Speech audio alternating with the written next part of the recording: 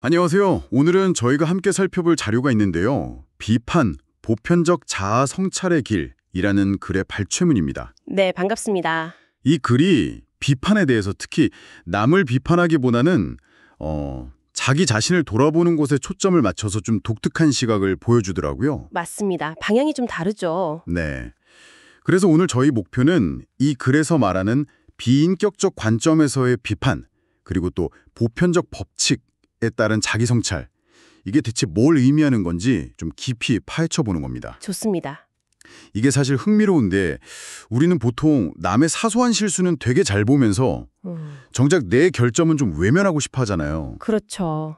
그게 일반적이죠. 바로 그 지점을 이 글이 딱 짚어내는 것 같아요. 자, 그럼 본론으로 들어가서 제가 읽으면서 이거 흥미롭다 했던 첫 부분이요. 타인의 소위 나쁜 특성들 있잖아요. 네네. 이걸 도덕적인 문제, 결함으로 보지 않는다는 거예요. 대신에 부정적이고 수동적인 원소적 특성이다. 뭐 이렇게 표현하던데 이게 다 보편적이고 교육적인 과정의 일부라고 하고요. 좀 새롭지 않나요? 어떻게 봐야 할까요? 네, 바로 그 부분이 이 글의 어떻게 보면 가장 핵심적인 전환점이라고 할 수 있습니다. 비판의 방향을 확 안으로 돌리는 거죠. 아, 안으로요? 네, 진정한 균형은 남을 고치려고 해서 오는 게 아니다. 오히려 보편적 법칙, 아마 이게 모든 존재에 깔린 어떤 근본 원리나 질서를 말하는 것 같아요. 네.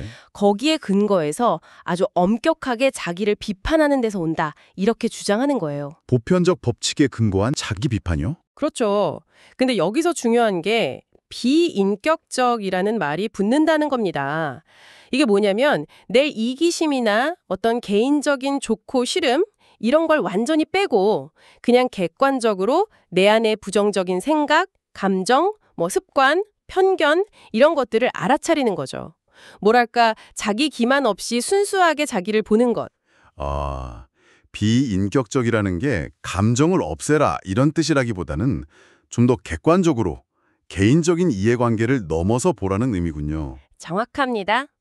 매일 정직하게 자기를 돌아보고 스스로에게 아주 엄격해야 하고 또 잘못을 용납하지 않고 어렵게 얻은 내면의 풍형 상태를 지키려고 계속 경계해야 한다. 이런 말이 나오던데 되게 인상 깊었어요. 네, 그렇죠.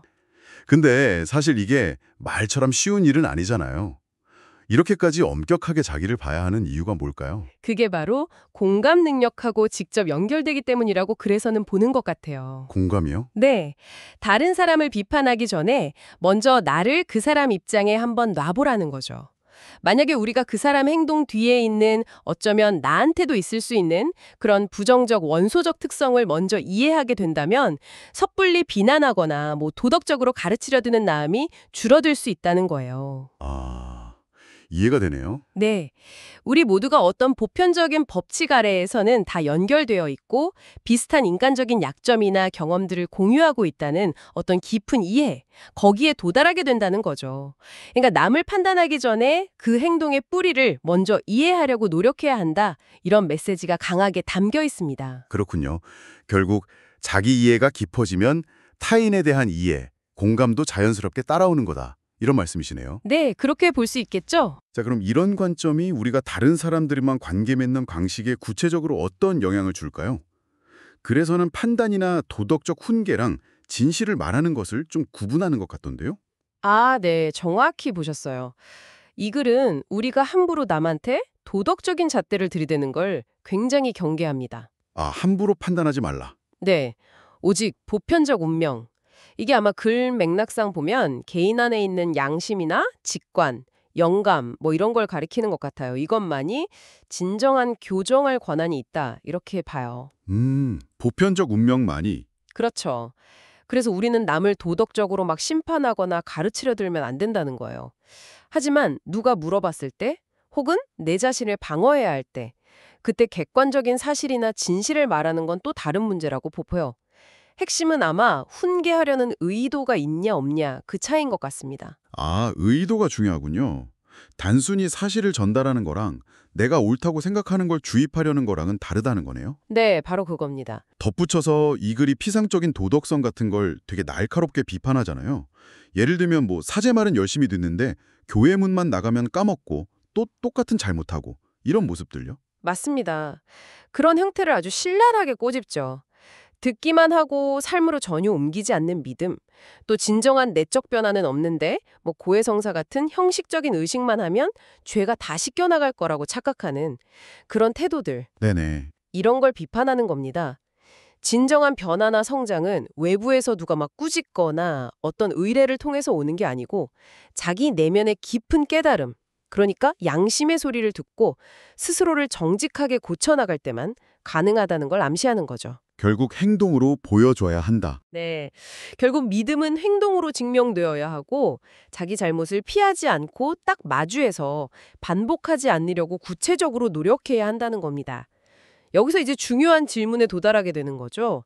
과연 뭐가 진짜 자기 개선이고 뭐가 그냥 도덕적인 척하는 위선일까? 네. 오늘 살펴본 내용 그럼 한번 정리해 볼까요? 이 글은 우리가 자꾸 남의 결점에 집중하고 섣불리 도덕적으로 판단하기보다는 좀 보편적이라고 할 수 있는 원칙에 따라서 깊고 객관적인 자기 비판을 먼저 해야 한다. 이걸 아주 강하게 주장하고 있습니다. 맞아요. 남을 평가하기 전에 먼저 내 안의 질서, 규정부터 잡는 게 기본이다. 이런 메시지인 거죠. 네, 그렇습니다. 상당히 어떻게 보면 도전적이면서도 깊은 성찰을 요구하는 관점이죠. 네, 그렇죠. 자신과 타인의 결점을 그냥 저건 도덕적으로 실패했어 이렇게 볼 게 아니라 어떤 보편적인 시스템 안에서 우리가 배우고 성장하고 또 균형을 찾아갈 수 있는 기회로 다시 보라는 제안이니까요.